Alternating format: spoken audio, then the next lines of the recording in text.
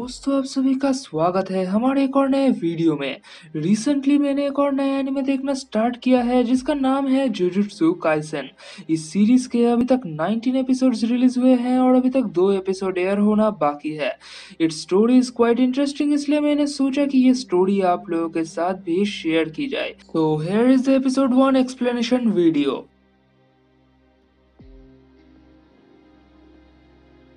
कहानी की शुरुआत एक मिस्टीरियस चेम्बर से होती है। यहाँ हम कहानी के मेन कैरेक्टर इतादोरी से मिलते हैं।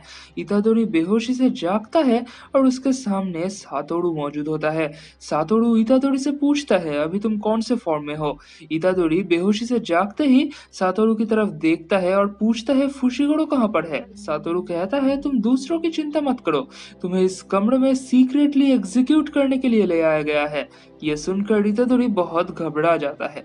यहाँ से सीन चेंज होता है। इतादोरी अपने घर पे मौजूद होता है। वो हॉस्पिटल में कॉल करता है और अपने ग्रैंडपा का हाल चाल पूछता है। हॉस्पिटल की नर्स वो कॉल उसके ग्रैंडपा के पास ट्रांसफर करती है और इतादोरी के ग्रैंडपा बहुत गुस्से में इतादोरी को कहते हैं हॉस्पिटल में ना जाने के लिए और अपने क्लब में फोकस करने के लिए। इतादोरी ये सुनता है और उस नर्स को कहता है कि वो अगले दिन शाम को मिलने के लिए जाएगा। इस तरफ फुशिगोरो एक बॉक्स के सामने होता है और वो मन ही मन सोचता है कि कोई भी एक कर्स को ऐसी जगह पर क्यों रखना चाहेगा। वो उस बॉक्स को ओपन करता है और वो बॉक्स खाली निकलता है। फुशिगोरो अपने सीनियर को कॉल करके कहता है कि वो बॉक्स पूरी तरह से खाली है। तब फुशिगोरो का सीनियर उसे कहता है कि वो आज कर्स को ढूंढे बिना घर वापस नहीं जा सकता। अगले दिन सुबह हम इतादोरी को अपने दो सीनियर्स इगुची और सासाके के साथ देखते हैं। उन लोगों का एक ओकल्ट क्लब होता है जो कि मिस्टीरियस और पैरानॉर्मल रिलेटेड इंसिडेंट्स पर रिसर्च करते हैं। वो तीनों एक कमरे में बैठकर वैसा ही कुछ कर रहे होते हैं, तभी उनके इंचार्ज आते हैं और उस कमरे को खाली करने को कहते हैं क्योंकि ओकल्ट क्लब कोई भी रियल लाइफ प्रॉब्लम पर काम नहीं कर रहा। इस बात को लेकर उन लोगों के बीच बहस होने लगती है। तब उनके इंचार्ज कहते हैं कि ये क्लब तो एग्जिस्ट ही नहीं करता क्योंकि रूल्स के मुताबिक एक क्लब में 3 मेंबर्स होने चाहिए और इतादोरी तो फील्ड और ट्रैक क्लब में रजिस्टर्ड है, इसलिए तुम दोनों मिलकर क्लब नहीं बना सकते। सासाके और इगुची इतादोरी की तरफ डाउटफुल लुक्स देने लगते हैं। तब इतादोरी कहता है कि मैंने तो ओकल्ट क्लब के लिए ही अपना नाम रजिस्टर किया था। तब वहां पे फील्ड एंड ट्रैक ग्रुप के कोच ताकागी आते हैं। वो कहते हैं कि तुम्हारा नाम मैंने चेंज किया था। इतादोरी गुस्सा हो जाता है। वो कहता है, मैंने आपसे कहा था कि मैं फील्ड एंड ट्रैक क्लब में इंटरेस्टेड नहीं हूँ। ताकागी कहता है, ठीक है, हम दोनों आयरन बॉल फेंकने का मुकाबला करेंगे और अगर तुम जीत गए तो जो चाहे वो करना। इस बात से इतादोरी भी एक्साइटेड हो जाता है। मीनवाइल फुशिगोरो इतादोरी के स्कूल ग्राउंड में होता है। उसे वहां पर एक कर्ज दिखता है और उसके मुताबिक वो कर्ज ग्रेड 2 लेवल का होता है जो कि एक स्कूल में नहीं होना चाहिए। फुशिगोरो को समझ आ जाता है कि जो कर्स्ड ऑब्जेक्ट वो ढूंढ रहा था वो आसपास ही है और वो कर्स्ड डिमॉन उसी ऑब्जेक्ट से इन्फ्लुएंस होकर वहां पर आया है। इतादोरी उस ऑब्जेक्ट को फील कर पाता है। वो स्कूल की तरफ आगे बढ़ता है और देखता है कि ग्राउंड में कोई कंपटीशन चल रहा है। ये कंपटीशन इतादोरी और तकागी के बीच में हो रहा होता है। तकागी आयरन बॉल को 14 मीटर्स तक फेंक पाता है और इतादोरी 30 मीटर्स तक। उसके सुपर ह्यूमन स्ट्रेंथ को देखकर फुशिगोरो भी सोच में पड़ जाता है। इस तरफ इतादोरी के जीतने के बाद सासाकी कहती है, मुझे लगता है तुम्हें स्पोर्ट्स क्लब में ही रहना चाहिए। इतादोरी कहता है, लेकिन मुझे ओकल्ट क्लब का एटमॉस्फेयर पसंद है और मैं वहीं पर रहूंगा। और ओकल्ट क्लब सिर्फ 5 बजे तक चलता है जो कि मेरे लिए बहुत अच्छा है। इतना बता के इतादोरी वहां से निकल जाता है और जाते वक्त वो फुशिगोरो के पास से गुजर रहा होता है।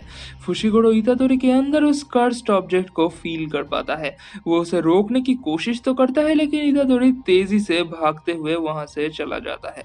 इतादोरी अपने ग्रैंडपा के लिए फूल खरीदता है और हॉस्पिटल जाता है मिलने के लिए। इतादोरी के ग्रैंडपा तब भी गुस्सा होते हैं। वो कहते हैं, तुम्हें अपने क्लब में ही जाना चाहिए था, यहाँ क्यों आए हो? इतादोरी कहता है कि मेरा क्लब 5 बजे खत्म हो जाता है, आप गुस्सा मत हो। तब उसके ग्रैंडपा कहते हैं, ठीक है, मुझे तुमसे कुछ बात करनी है तुम्हारे पेरेंट्स के बारे में। मरने से पहले मैं तुम्हें ये सब बताना चाहता हूँ। इतादोरी कहता है, मुझे इंटरेस्ट नहीं है, आप कूल बनने की कोशिश मत करो। तब इतादोरी के ग्रैंडपा कहते हैं, हर एक इंसान का मरने का एक अलग स्टाइल होता है। इसके बाद वो बोलते हैं कि तुम एक स्ट्रॉन्ग इंसान हो, इसलिए किसी को भी अगर हेल्प चाहिए तो उसकी मदद ज़रूर करना। कभी भी किसी को उसके प्रॉब्लम में अकेले छोड़ के मत आ जाना। इतने सारे लोगों की मदद करना कि ताकि तुम्हारे डेथ के वक़्त तुम्हारे साथ बहुत सारे लोग खड़े हो। तुम मेरे जैसे मत बन जाना। इतना बता के इतादोरी के ग्रैंडपा चुप हो जाते हैं। इतादोरी ये सारी बातें बहुत ध्यान से सुन रहा होता है और उसके ग्रैंडपा के एकदम से चुप हो जाने से उसे समझ आ जाता है कि उसके ग्रैंडपा गुज़र गए हैं। इतादोरी बहुत दुखी हो जाता है और वो रोते हुए नर्स को कॉल करके खबर दे देता है। उसके ग्रैंडपा के बॉडी को ले जाने के बाद इतादोरी खुद को थोड़ा सा संभालता है और अंदर से दुखी होने के बाद भी वो बाहर से एक्सप्रेस नहीं करता। इसके बाद इतादोरी सारे डॉक्यूमेंट्स और हॉस्पिटल के फॉर्मेलिटी पूरी कर रहा होता है। तभी वहाँ पे फुशिगोरो आ जाता है। वो कहता है कि वो जुजुत्सु टेक से आया है और वो इतादोरी से बात करना चाहता है। इसके बाद वो दोनों एक कमरे में जाते हैं। फुशिगोरो इतादोरी को उस कर्स्ड ऑब्जेक्ट की तस्वीर दिखाता है और पूछता है कि क्या इतादोरी के पास वो ऑब्जेक्ट मौजूद है। इतादोरी कहता है हाँ, ये चीज मुझे मिला था लेकिन मुझे उतना पसंद नहीं आया, इसलिए मैंने इसे अपने सेनपाई को दे दिया है। क्या ये कोई डेंजरस चीज है। फुशिगोरो कहता है जापान में हर साल इन कर्स ऑब्जेक्ट्स की वजह से करीब 10,000 लोगों की मौत हो जाती है। ज्यादातर केस में स्कूल कॉलेज कॉर्पोरेट सीक्रेटली इन कर्स को अपने पास रखते हैं ताकि वो लोग खुद को दूसरे कर्सेस से अपने आप को प्रोटेक्ट कर पाए। बट ये चीज़ काफ़ी डेंजरस होती है क्योंकि टाइम के साथ साथ इन कर्सेस का सील भी कमज़ोर होता जाता है और ये कर्स और भी खतरनाक बनते जाते हैं। पता नहीं तुम बिलीव करोगे या नहीं, बट तुम्हारे पास जो ऑब्जेक्ट है वो बहुत हाई लेवल का कर्स ऑब्जेक्ट है। इतादोरी कहता है ठीक है, ये लो ऑब्जेक्ट और बाकी का तुम मेरे सेनपाई से बात कर लो। असल में इतादोरी फुशिगोरो को उस ऑब्जेक्ट का खाली बॉक्स देता है। फुशिगोरो कहता है ये तो खाली है, वो ऑब्जेक्ट कहाँ पर है। इतादोरी कहता है वो तो मेरे सेनपाई के पास है। इवन वो लोग आज रात उसको अनसील करने वाले हैं, क्या ये खतरनाक हो सकता है। फुशिगोरो बहुत घबरा जाता है। वो कहता है वो दोनों आज मरने वाले हैं, हमें जल्द ही उनको रोकना होगा। इस तरफ सासाके और इगुची उस कर्स ऑब्जेक्ट को लेकर बैठे हुए होते हैं। सासाके उस ऑब्जेक्ट को अनसील करती है और अंदर से एक ह्यूमन की कटी हुई उंगली निकलती है। सासाके और गिगुची उस उंगली को एग्जामिन कर रहे होते हैं, तभी उस कमरे के सीलिंग से बहुत सारे डीमंस वहां पर आ जाते हैं। सासाके और इगुची वो दोनों ही इस चीज को देखकर बहुत डर जाते हैं। इस तरफ इतादोरी और फुशिगोरो स्कूल की तरफ आगे बढ़ रहे होते हैं। स्कूल के सामने जाते ही उन दोनों को बहुत स्ट्रॉन्ग एनर्जी फील होने लगती है। फुशिगोरो इतादोरी को कहता है तुम यहीं पर रहना, अंदर जाने की कोई भी जरूरत नहीं है, मैं संभाल लूंगा। इतना बता के फुशिगोरो स्कूल बिल्डिंग में चला जाता है। वो देखता है वहां पे काफी सारे डीमन स्पॉन हो गए हैं, इसलिए वो अपने दो वुल्फ्स को समॉन करता है जो कि उन दो डीमंस को खाने लगता है। इस तरफ इतादोरी बाहर खड़े होकर अपने ग्रैंडपा के बताए हुए बातों को याद करता है और वो ठान लेता है कि अपने दोस्तों को इन सब से बचा कर ही रहेगा। मीनवाइल फुशिगोरो डीमंस को खत्म करते हुए जब आगे बढ़ता है, वो देखता है कि एक बड़े से डीमन ने सासाके और इगुची को जकड़ लिया है और वो डीमन उन दोनों को स्वॉलो करने वाला होता है। ये देखकर फुशिगोरो बहुत डर जाता है। तभी बाहर से खिड़की तोड़कर इतादोरी अंदर एंट्री मारता है और उस डीमन के फेस पर पंच मार के सासाके और इगुची को बचा लेता है।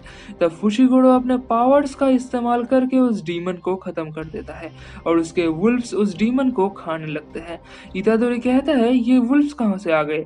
फुशिगोरो कहता है ये लोग मेरे कर्स हैं और इन्हें शिकिगामी कहते हैं।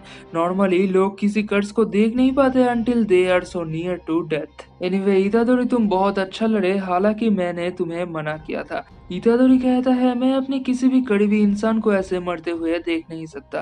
तभी इतादोरी को सासाके के पास से वो कर्स ऑब्जेक्ट मिलता है। फुशिगोरो कहता है यही है वो high graded curse object, it's called the finger of Sukuna. लेकिन ताजुब की बात यह है कि वो डीमन इसको खा नहीं पाया।